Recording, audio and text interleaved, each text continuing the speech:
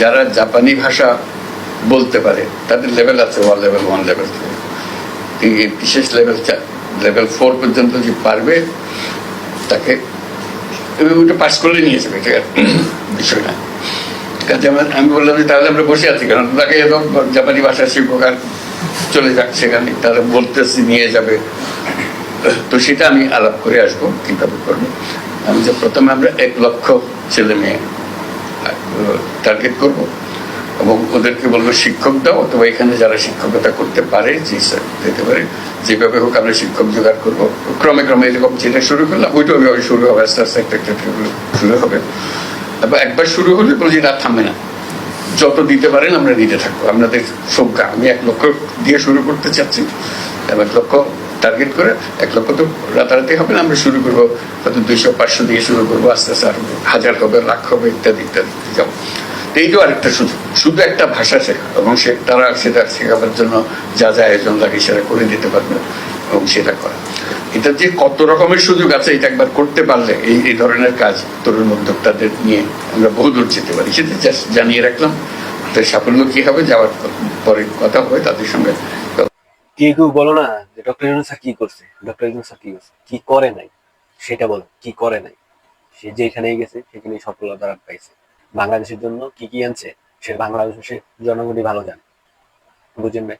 আপনার নির্বাচন করে লোকটাকে খেদানোর চেষ্টা করছে। দেখেন কি করছে জাপানে, জাপানে যাওয়ার জন্য সুযোগ করে দিয়েছে যে জাপানে যাইতে হলে ভাষা শিখলেই যাইতে পারবে। 1 লক্ষ মানুষের রিজিকের ব্যবস্থা করে দিয়েছে। প্রথম ধাপে 1 লক্ষ যাবে, তারপর আরো আস্তে আস্তে বাড়বে। কি করে নাই বলেন, শুধু ভাষা শিখে জাপানে যেতে পারবে। জাপানের মতন একটা রাষ্ট্রে যদি যাইতে পারেন তাহলে আমাদের ভাগ্য চেঞ্জ হয়ে যাবে, লাইফ স্টাইলই চেঞ্জ হয়ে যাবে, বুঝছেন ভাই। কি করে নাই বলেন। এই মানুষটাকে খেদানোর জন্য আপনারা যা করতেছেন পরবর্তীতে আফসোস করেন এই লোকটা কি করেন। সব রাষ্ট্রে যাওয়ার জন্য সুযোগ করে দিচ্ছে। ইউরোপ কান্ট্রির মধ্যে আমরা যে রাষ্ট্রদূতের আমাদের ভিসা বন্ধ ছিল সেটাও ভিসা খুলে দিচ্ছে তার কথায়। তার একটা কথায় বড় বড় নেতারাও তার কথা মানে। আপনাদের তো আফা ছিল, আফার কথা কতটুকু পর্যন্ত গুরুত্ব দিত। ডোনাল্ড ট্রাম্প ওনার পুরো ইয়ের ভিতরে তো সেই তো মনে হয় যে বর্তমান অবস্থায় নেতা, বড় নেতা, সেই লোকও মনে হয় তার কথা শুনে। এর আগে তো শুল্ক আরোপ যে করছে ওইটা তো দেখছেন। ডক্টর ইউনূস স্যার তার কাছে একটা মেসেজ পাঠাইছে যে শুল্ক আরোপটা মনে হয় 3 মাসের জন্য বন্ধ করা হোক, সেটাই কিন্তু স্টকে রাখছে। সেই মানুষটা যদি আমাদের বাংলাদেশের প্রধান উপদেষ্টা থাকে বা তারে যদি আমরা প্রধানমন্ত্রী হিসেবে যদি চাই তাহলে কোনো খারাপ কিছু হবে না। সে কিন্তু আমাদের বাংলাদেশের জন্য ভালো ভালো জিনিস নিয়ে আনে।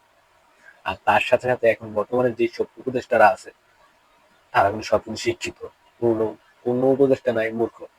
আর যে কাজ করতেছে এই কাজের জন্য তো তাদেরকে আমি সেলুট জানাই। তাদের প্রতি ভালোবাসা দিন দিন দিন মনে হচ্ছে বাড়ছে।